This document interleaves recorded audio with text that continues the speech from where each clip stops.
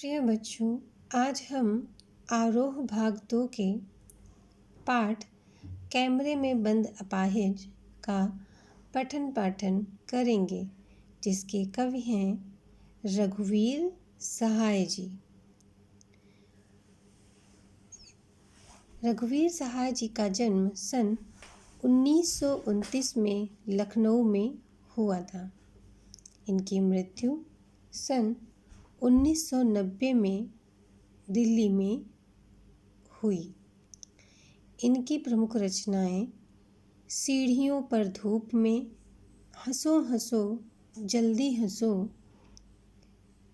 आत्महत्या के विरुद्ध आदि हैं।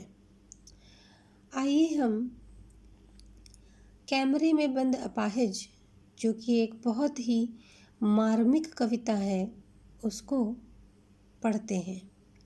यह कविता जब आप पढ़ेंगे तो आपको आपके अपने हृदय के बहुत ही समीप यह प्रतीत होगी।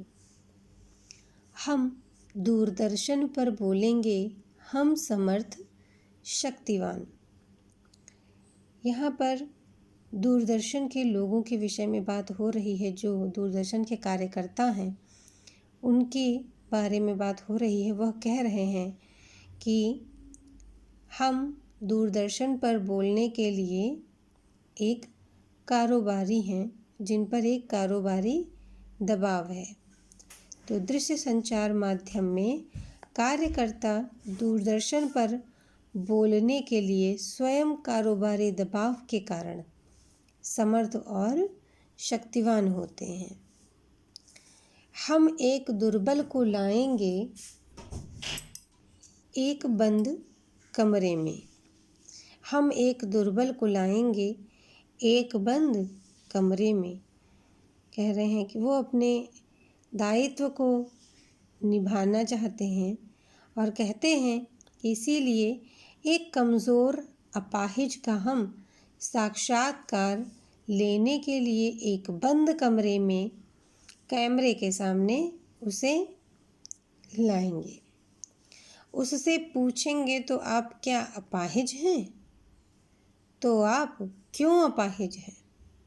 कहते हैं कि कमरे में अपाहिज जो शारीरिक रूप से दुर्बल एवं पीड़ाग्रस्त है, से हम तरह तरह के सवाल पूछेंगे और उससे यह भी पूछा जाएगा कि क्या वह अपाहिज है और उसके विकलांग होने का क्या कारण है। आपका अपाहिजपन तो दुख देता होगा, देता है? कैमरा दिखाओ इसे बड़ा बड़ा। जो कार्यकर्ता है वो उस अपाहिज की ओर इशारा करते हुए कैमरामैन से कहता है कि इसको कैमरा जूम बड़ा बड़ा यानी कि जूम करके दिखाओ। तो उससे प्रश्न क्या पूछते हैं कि आपका अपाहिजपन तो दुख देता होगा, देता है? कहने का तात्पर्य क्या है कि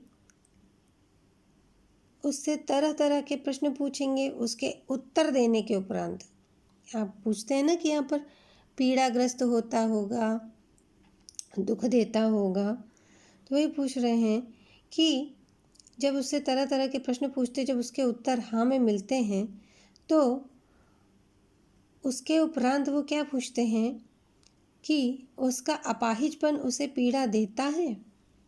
क्या उसके जीवन में वो अपाहिजपन कठिनाई पैदा करता है? वो उसको दुख देता है?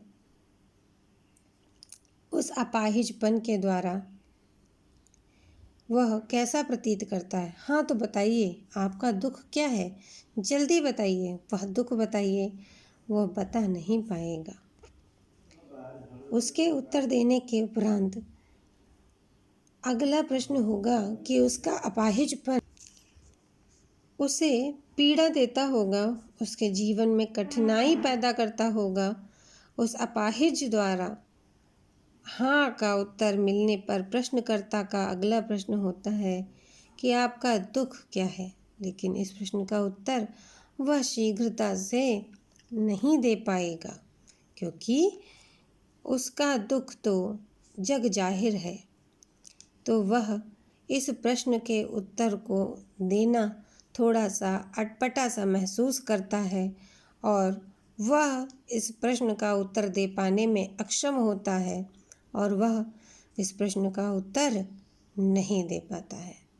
तो बच्चों, आपको इस पद्यांश का अर्थ अपने शब्दों में लिखना है। धन्यवाद।